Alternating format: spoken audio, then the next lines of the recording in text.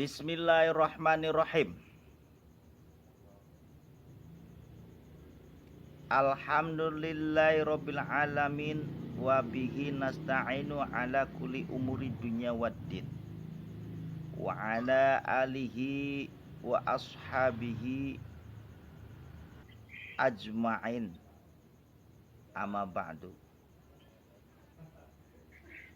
Ightanim khamsan qoblal khamsin sababaka qabla haramik wasihatika qabla saqamik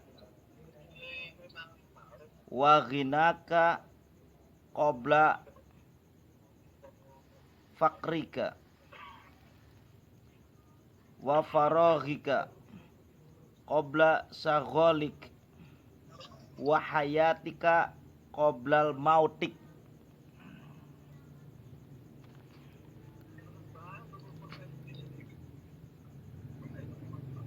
Inilah perjalanan hidup bagi orang-orang yang menyadari betapa pentingnya kita itu manfaatkan kesempatan hidup, diberi kesempatan hidup. Ada 5 perkara yang harus dipahami dan harus benar-benar ditaati, diimani, dan dijalankan. Insya Allah bagi orang-orang yang mau menjalankan 5 perkara dan sebelum datangnya 5 perkara itu, insya Allah orang-orang itu akan mendapatkan tempat yang layak di dunia dan tempat layak di akhiratnya.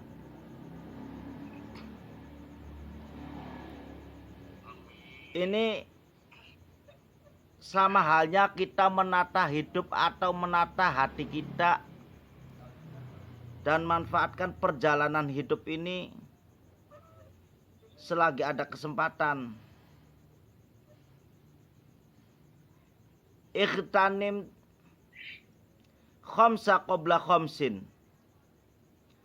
Jadi kita harus pandai-pandai manfaatkan situasi yang lagi terjadi.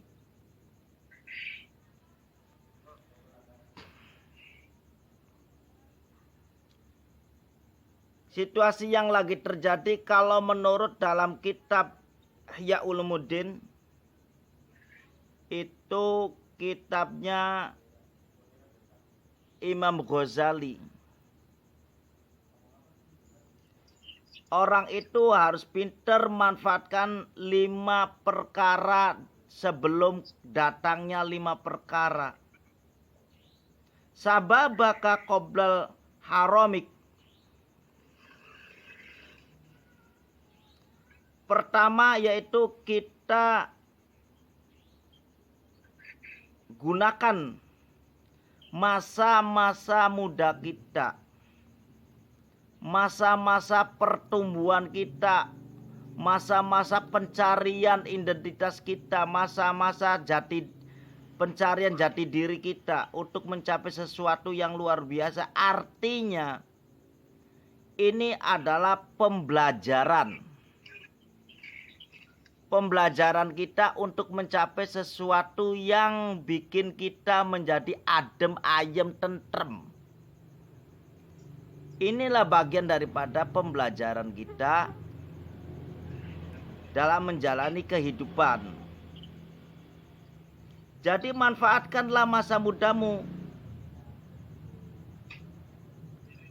Sebelum kita semua ini pikun. Karena di saat sekarang inilah kita ada kesempatan untuk belajar, manfaatkan selagi kita masih dikasih hidup. Itulah intinya, kita harus belajar. Belajar apa? Belajar mencari yang terbaik dalam perjalanan hidup kita. Jadi jangan sampai nanti setelah tua kita nggak mengerti apa-apa. Jadi pikun.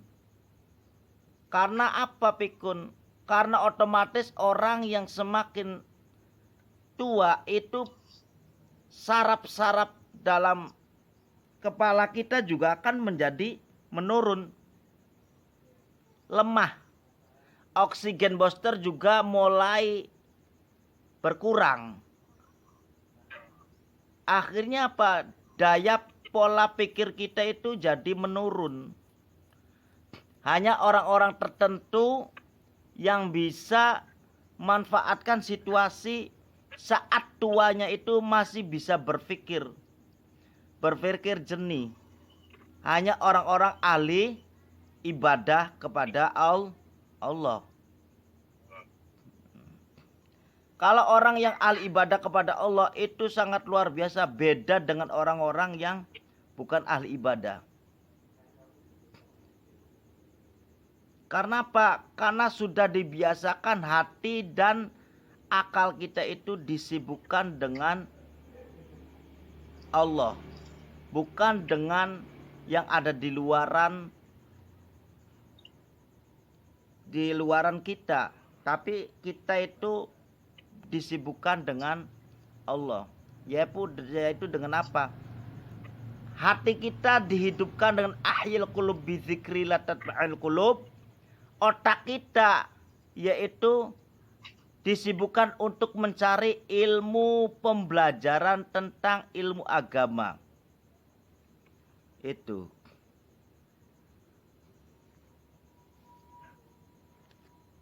Itulah kita isi manfaatkan di masa muda kita untuk mencari sesuatu yang lebih baik lagi. Yaitu belajar mencari yang terbaik.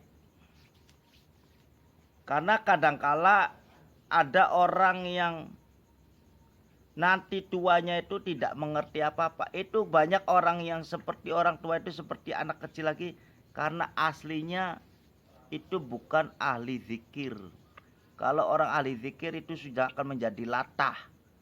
Karena ingat loh, nanti ada orang di saat waktu menjelang kematiannya itu ada yang latah karena hatinya sudah terbiasa dengan menghidupkan asmanya Allah.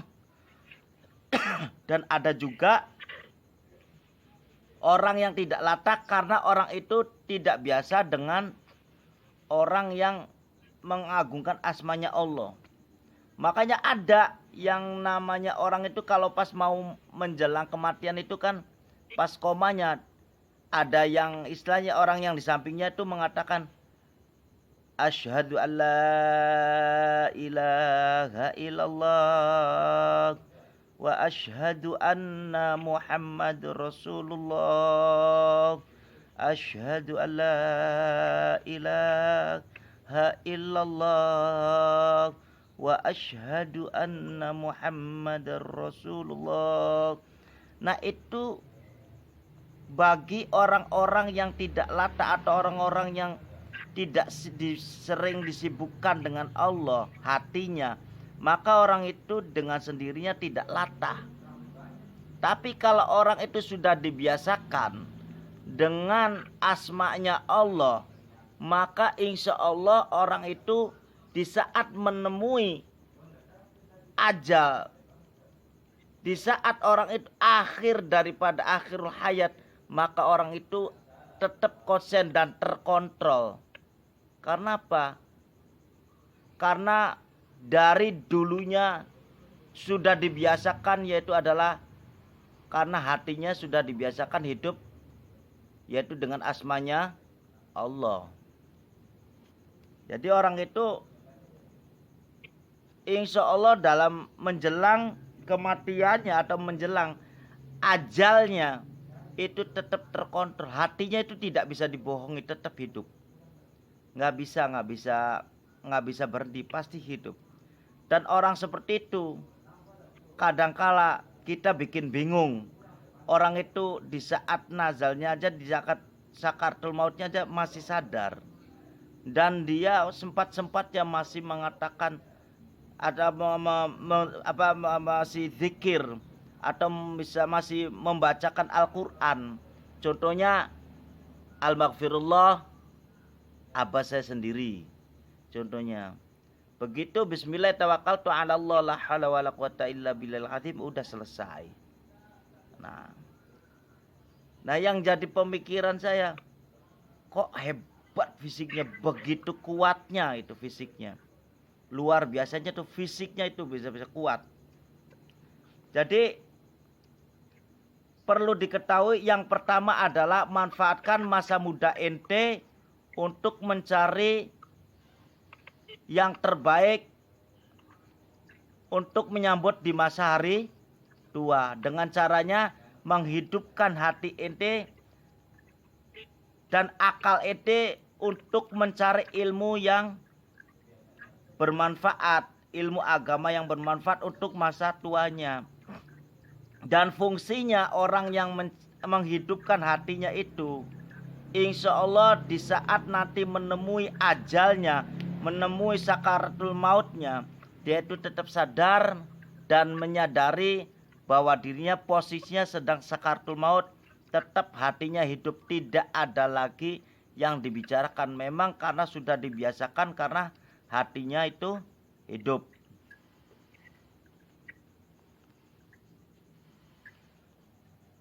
Yang kedua, wasihatika qabla sakomik. Nah ini, gunakan masa-masa ente waktu sehat. Jadi pergunakan waktu ente sehat.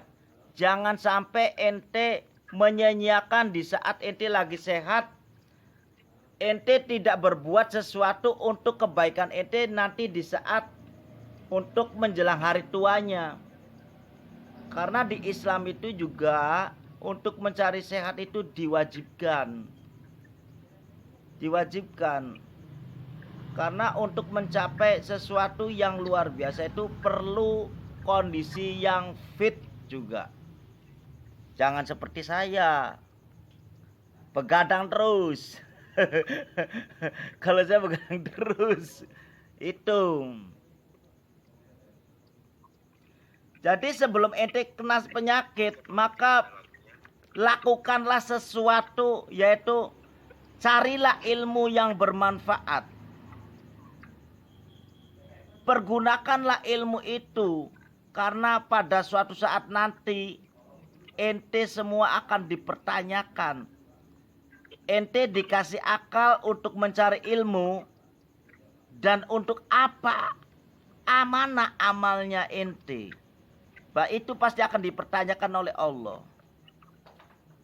Dan waktu dipergunakan waktu sehatmu untuk menjalankan ibadah, termasuk mencari harta, akan dipertanyakan pula.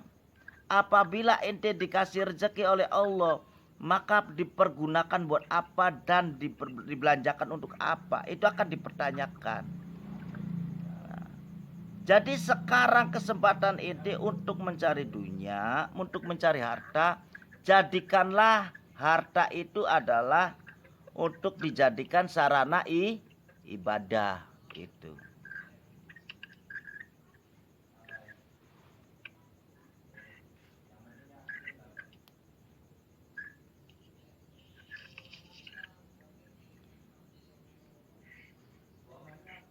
Wa ghinaka qoblal fakrika. Pergunakanlah apabila ente sudah mendapatkan harta. Pergunakanlah harta itu untuk mencapai amalia yang baik. Artinya, kita hidup di dunia ini, kita butuh ongkos dunia. Maka di situ diterangkan wabihi nasta'inu ala kulli umuri dunya waddin.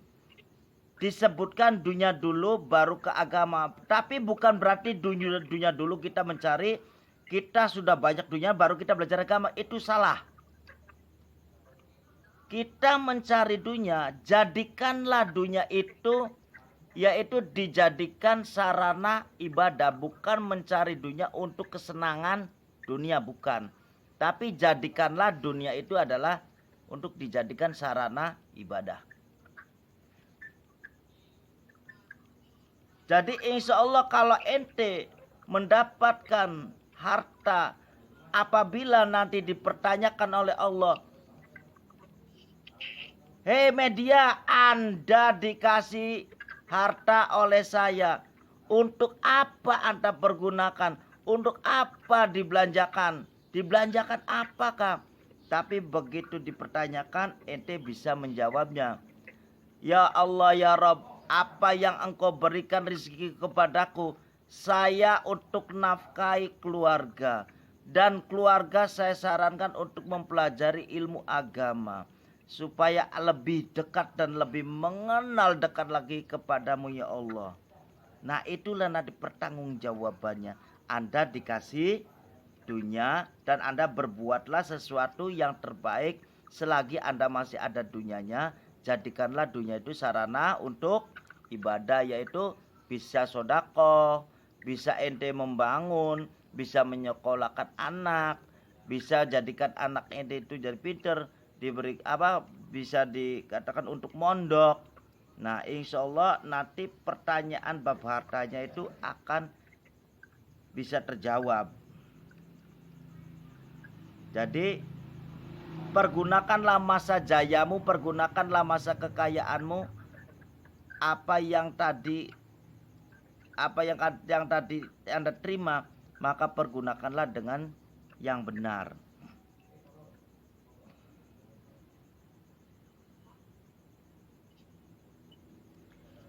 Keempat,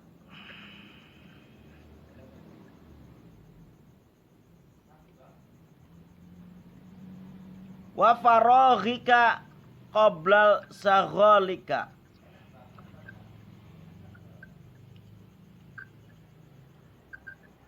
Gunakanlah kesempatan yang ada padamu sebelum kamu jadi sibuk. Artinya, jangan sampai kita itu tidak terkontrol dalam menjalani kehidupan kita ini. Pergunakanlah apa yang kita bisa pergunakan.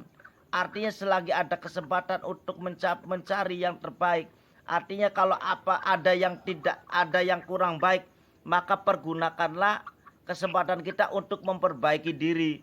Jangan sampai nanti kita tidak ada kesempatan dengan alasan kita disibukkan oleh sesuatu, maka kita akan jadi kelama-kelamaan terbengkalai dan kita tidak lagi fokus untuk belajar. Maka dari itu biasakanlah dan jadikanlah kesempatanmu itu adalah untuk pembenahan diri dalam menjalani kehidupan ini dan pembenahan ilmu agama ente, supaya ente itu memenuhi dari hukum syar'inya. Nah itu yang perlu kita ketahui. Maka insya Allah kelak nanti apabila ente dipertanyakan dari rukun Islamnya, dari pertanyaan-pertanyaan man rabbuka, man nabiyuka, man kitabuka, nah insya Allah semuanya akan terjawab. Karena itulah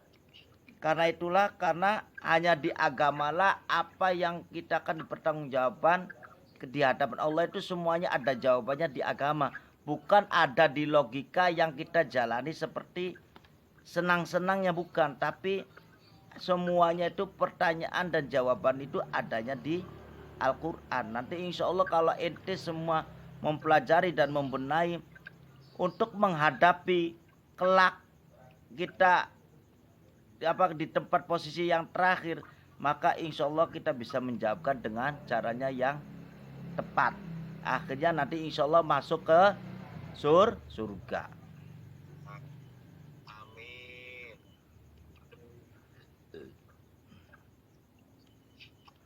Wahayatika qoblal mautik.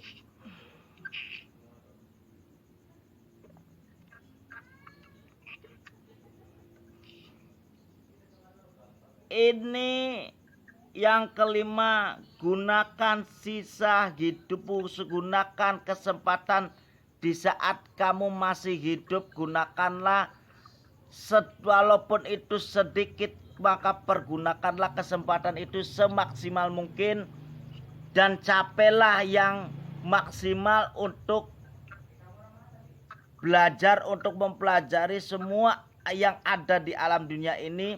Karena apa? Karena sejatinya orang hidup itu di dunia yaitu adalah diutus untuk belajar. Nanti kalau ente setelah belajarnya selesai, maka otomatis ente disuruh pulang, yaitu adalah pulang ke rahmatullah. Kalau nanti pulang ke rahmatullah, ente bawanya bekal yang tepat, yang istilah yang penuh, yang banyak, maka tidak ada masalah. Apabila bekalnya sedikit, maka jangan coba-coba kita dengan alasan apapun tidak bisa diterima, karena otomatis nerakalah yang akan jadi tempatnya. Kalau kita dikasih kesempatan hidup tidak dipergunakan untuk menjalankan ibadah. Ibadah itu bukan berarti sholat saja, tapi ibadah itu banyak. Anda senyum itu juga ibadah, tapi jangan senyum-senyum di jalanan. Nah, ente ada orang di jalanan lagi bawa apa, bawa berat, tapi karena ente mampu, maka bantulah mereka untuk mengangkat barang itu.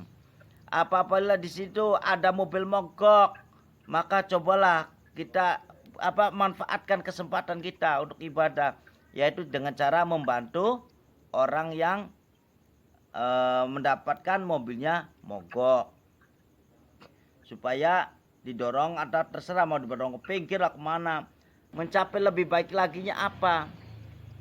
Banyak yang tadinya kita tidak bisa menjadi bisa, yang sudah bisa menjadi lebih baik lagi. Itu. Jadi insya Allah kalau kita semua mau manfaatkan apa yang Allah berikan kepada kita, dan kita tidak menyia-nyiakan, insya Allah begitu kita ketemu dengan sebaliknya kesempatan dari Allah, yaitu adalah sesuatu afatul nikmat atau nikmat yang gak enak, nikmatnya gak enak itu banyak. Kita jatuh hancur, kita sakit, kita ya ada musibah apa, itu namanya afatul nikmat. Jadi kalau insya Allah kalau kita sudah penuh ongkosnya, sudah penuh apa jadi pembelajaran kita menghadapi situasi yang seperti apa, insya Allah jadi tenang, nggak ada masalah. Karena orang yang seperti itu adalah orang-orang yang mau menyadari apa tujuan kita itu seperti apa dan mau kemana, dan disitulah siapa yang akan kita bawa. Dan mereka lah yang akan kita bawa itu adalah pertanggungjawaban kita sebagai seorang kepala keluarga. Kita bertanggungjawabkan semuanya. Dan insya Allah itu akan terjadi menjadi pertanyaan kelak nanti. Karena di situ ada kalimatnya, jagalah dirimu dan keluargamu dari api neraka. Nah, kalau Pak Koko bisa jawab belum nantinya ke situ. Loh. Pak Media gelap-gelapan saja, nanti bisa belum jawabnya Pak Media. Nah, kalau belum, tapi saya pertanyakan, Pak Media capek belum? Kalau belum capek, teruslah berjalan. Saya ingin menjadi pemantau. Nah, itulah kesempatan yang Allah berikan kepada kita. Itu sama halnya peringatan buat kita agar kita itu mencapai yang lebih baik lagi. Oke kok, paham kok?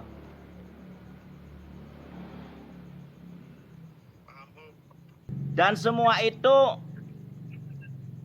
ada akhirnya, karena ada kalimat akhirnya itu seperti apa? Atas kumul haniyatun rotibatan lazimatan imma bisya'at bisya'amati bisaqomati wa imma bisa'adati.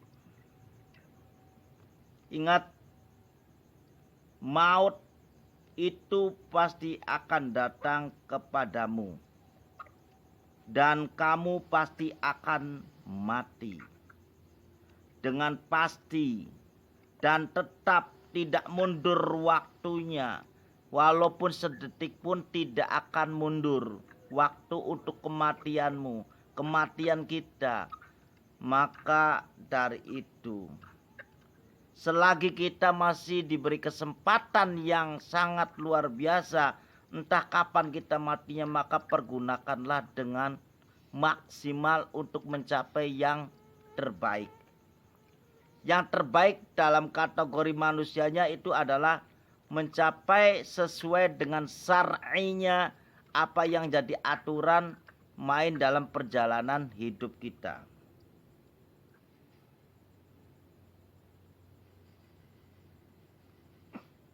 Dan ketahuilah bahwa akhir daripada kematian itu ada dua cara. Cara pertama bisa terjadi sebelum kita mati, akan disiksa dulu. Karena apa? Karena kita melalaikan untuk belajar mencapai yang terbaik menghadap ke Allah. Untuk bekal. Jadi orang itu sebelum mati, maka di situ seperti orang kayak dibuat mainan. Narik ruhnya itu pelan, taruh lagi.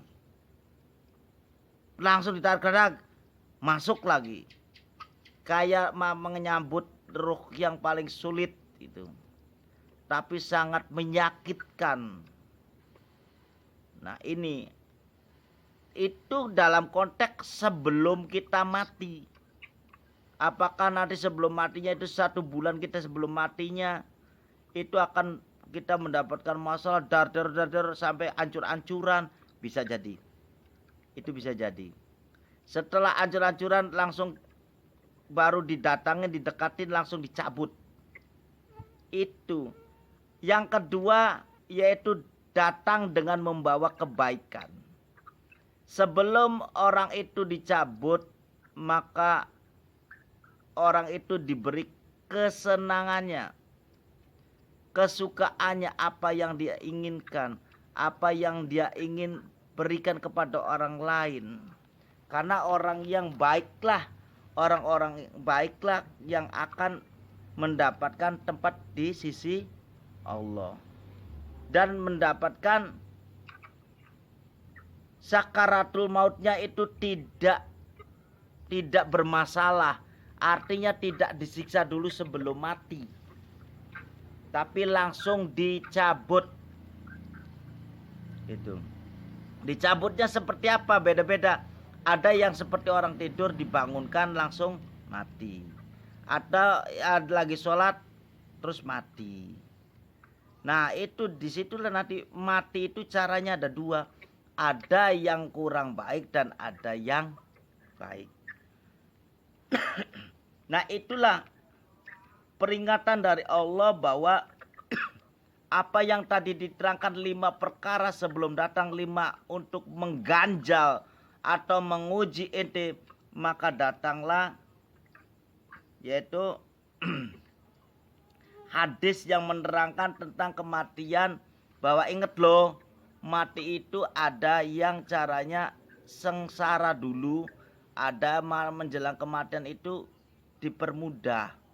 Itu beda-beda. Nah, insya Allah dengan adanya kita mau belajar dan manfaatkan kesempatan selagi kita hidup di dunia dengan mempelajari ilmu syar'i, ilmu yang baik-baik, maka insya Allah kita akan mendapatkan yang lebih baik lagi. Dan menghadapi kematian itu tidak ada sesuatu yang bikin kita sengsara atau menyakitkan. Yang ada itu adalah kemudahan di saat kita dicabut nyawanya dengan membacakan asyhadu an la ilaha illallah wa asyhadu anna Muhammadar Rasulullah. Bismillah tawakkaltu 'alallah la haula wala quwata illa billahil aliyyil azim. Blas ilang kok, alhamdulillahirabbil alamin. Insyaallah dengan cara seperti itu kita akan menempati sesuatu fi naimi jannatin naimil mukim. Amin ya Allah ya rabbal alamin. Alhamdulillahirabbil alamin.